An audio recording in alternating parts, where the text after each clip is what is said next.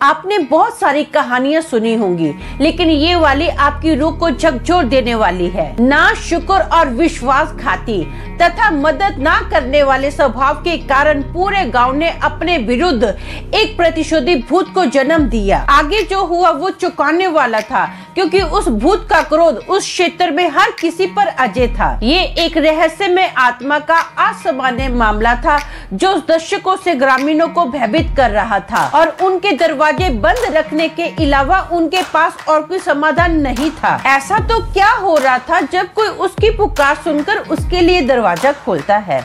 Hello दोस्तों, मेरा नाम अमन है। मैं आप सभी के मनपसंद यूट्यूब चैनल कहानी रंगमंच में आपका स्वागत करती हूँ। उम्मीद करती हूँ कि आप सभी अच्छे और स्वस्थ होंगे। इसी तरह की वीडियो देखने के लिए आप मेरे चैनल को सब्सक्राइब कीजिए और हाँ, बेल आइकन को दबाना मत भूलना, ताकि आपको आने वाले वीडियो की नोटिफिकेशंस मिलते रहे। तो चलिए शुरू करते हैं आज का भयानक किस्सा।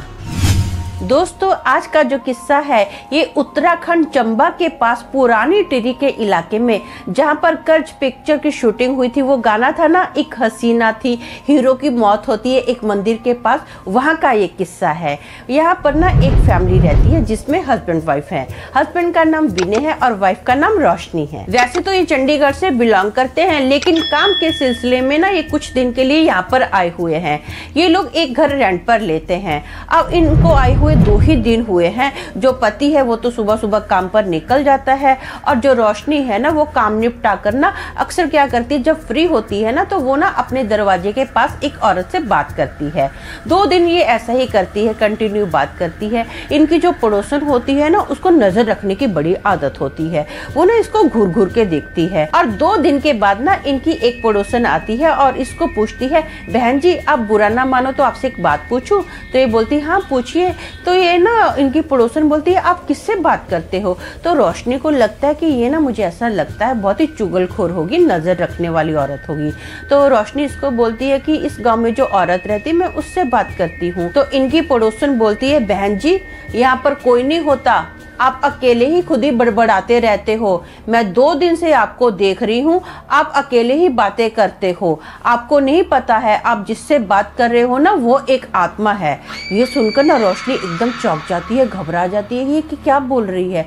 तो ये ऐसे ही बोलती है, आप क्या बोल रहे हो, आप कहना क्या चाहते हो? तो इनकी पड़ोसन बताती है कि आप जिससे बात करते हो ना, वो एक आत्मा है। बहुत साल पहले इस गाँव में ना एक फैमिली रहती थी जिसमें हस्बैंड वाइफ रहते थे और उनके बच्चे थे।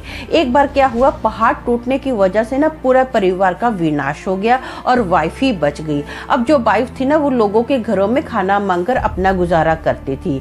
एक बार ना यहाँ पर बहुत बर्फीला तूफान आया।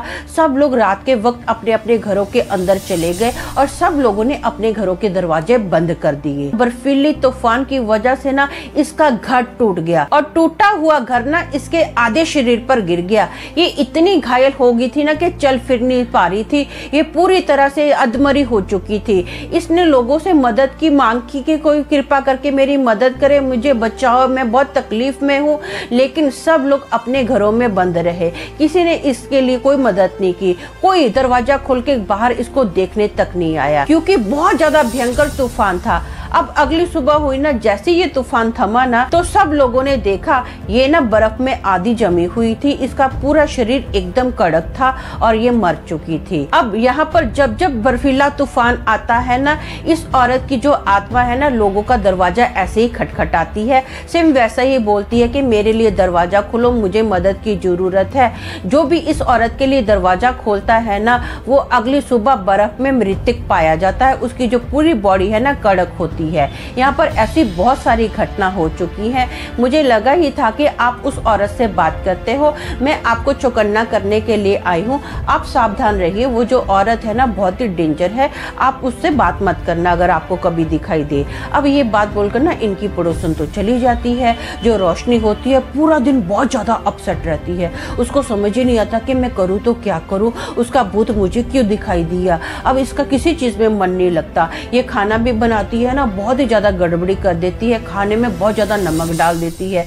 ये ना हल्का सा टेस्ट करती है तो पूरा खाना कड़वा कड़वा होता है, पूरा खाना फेंक देती है, फिर से नया खाना बनाती है अपने पति के लिए। अब कोई भी काम कर रही है, टीवी देख रही है, टीवी देखने में इसका मन नहीं लगता है। रात के 11:30 बजे का वक्त होगा तो इसका पति घर पर आता है। जैसे ही वे विनय के लिए दरवाजा खोलती है ना तो विनय एक बहुत ही प्यारी सी स्माइल देता है।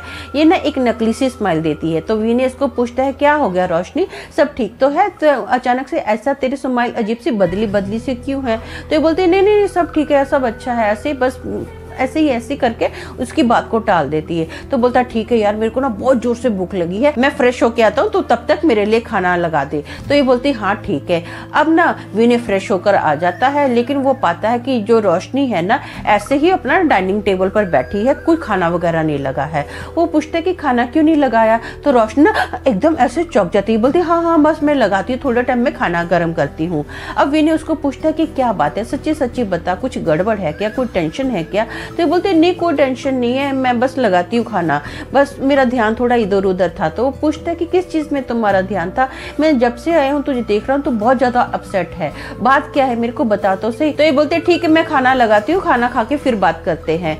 अब ना ये खाना तो लगा देती है, खाने में इसका ध्यान नहीं होता है। तो विनय बहुत ज्यादा टेंशन में आ जाता है। वो पूछता है कि सच्ची सच्ची बता बात क्या है, तुझे किस चीज की टेंशन है? भगवान का दिया हमारे पास सब कुछ है, हमारे पास अच्छा घर है, हमारा काम भी अच्छा चल रहा है, कितना प्यारा मौसम है, मैं कितनी अच्छी जगह पर तुझे लेकर आया हूँ, तो फिर भी खुश नजर नहीं आ रही है, किस चीज की तुझे टेंशन है? तो रोशनी ना बताती है कि ऐसा ऐसा मेरी पड़ोसन जो थी ना मेरे को बता के गई है कि एक भूत की आत्मा यहाँ पर भटकती है बर्फीली रात में ऐसा ही होता है। वो जो आत्मा है ना आती है, लोगों के घरों का दरवाजा खटखटाती है।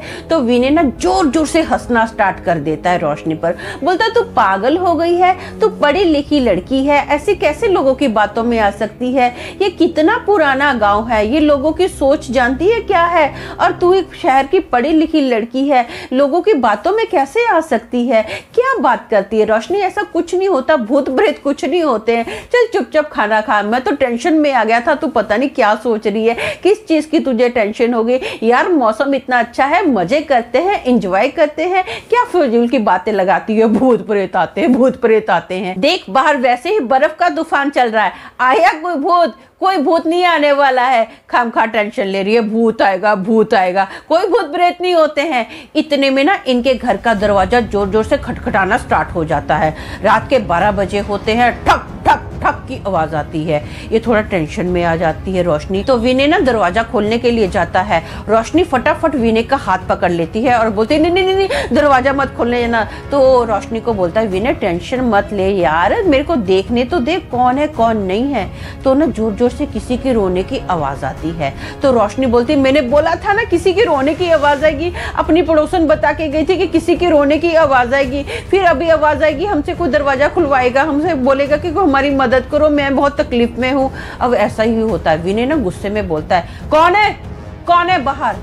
तो वो जो रोने की आवाज थी ना एकदम चुप हो जाती है, शांत पूरा माहौल हो जाता है, कोई रोने की आवाज नहीं आ रही है।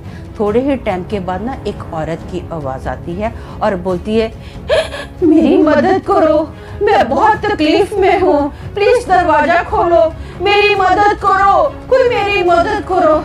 तो रोशनी ने फट से बोलती है ये तो वही औरत है जो मेरे से डेली बात करती थी, उसी की आवाज आ रही है, मैं उसकी आवाज अच्छे से पहचानती हूँ। और अपनी पड़ोसन भी बोली थी ना कि ऐसे ऐसे वो दरवाजा खोलने के लिए बोलेगी, नहीं दरवाजा मत खोलना। जो भी उस औरत के लिए दरवाजा खोलता है ना वो अगले दिन बाहर मृतक पाया जाता है, उसकी जो बॉडी है ना पूरी कड़क हो जाती है और बर्फ में जम जाती है, कुछ भी हो जाए दरवाजा मत खोलना। तो विनय बोलता है कि मुझे उस औरत की मदद करनी पड़ेगी, लोगों की बातों में मत आ, तू लोगों की कुछ भी बात सुनती है और उन पर विश्वास कर लेती है, नहीं मुझे देखना होगा, मुझे उसकी मदद करनी पड़ेगी। तो रोशनी ना फट से अभी विनय का हाथ पकड़ती है और उसको बोलती है ठीक है, अगर तुझे लगता है ना तुझे उस औरत की मदद करनी है, तू तो मरेगा ही मरेगा, साथ में मैं भी तेरे साथ मरूंगी।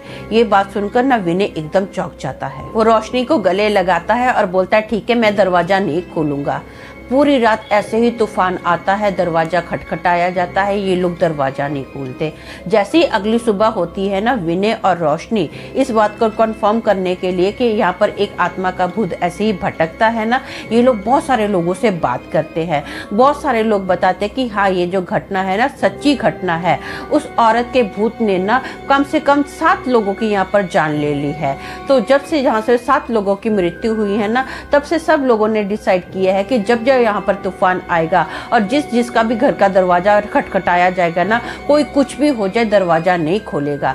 सब लोग ऐसा ही करते हैं। यहाँ पर तूफान जब आता है, बहुत सारे लोगों के घरों के दरवाजे खटखटाए जाते हैं, लेकिन कोई भी अपने घर का दरवाजा नहीं खोलता है। उस टाइम से ना यहाँ पर ऐसे किसी की भी मृत्यु नहीं हुई है। सब लोगों की जो जान है ना वो सुरक्षित रही है। ये घटना सुनकर ना विनय और रोशनी को बहुत ज्यादा झटका लगता है। वो लोग कुछ ही दिन के बाद ना अपने शहर चंडीगढ़ वापस चले जाते हैं। तो दोस्तों, मेरा मानना ये है कि बदलाखोर नेचर ना दिल में जहर घोलता है और उसकी जो कड़वाहट होती है ना पूरे शरीर में तेजी से फैलती है। रिएक्शन में रिजल्ट मिलने से चारों ओर नेगेटिविटी ही फैल सकती है और कुछ नहीं। आग के बदले आग इस पूरी दुनिया को अंधा बना देगी। इसे केवल कुछ बुद्धिमान लोग ही समझ सकते हैं। तो आज के लिए बस इतना ही। कल फिर मिलेंगे और एक भयानक किस्से के साथ। तब तक के लिए शालोम, शांति और सलाम।